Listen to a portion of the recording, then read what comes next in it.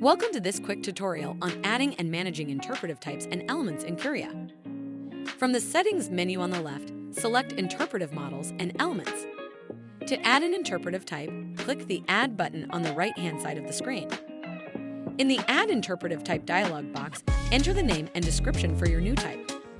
Once done, click Save Changes. You can edit or delete any type or element by using the Actions column. Click the pencil icon to edit, where you can also change the status to active or inactive.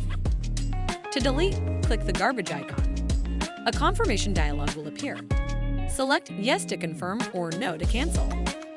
To manage interpretive elements, switch to the Elements section at the top of the screen. Click the Add button on the right to bring up the Add Interpretive Element dialog box. Here, input the name, code, and select the interpretive type from the drop-down menu. And that's it! You successfully added interpretive types and elements in Curia.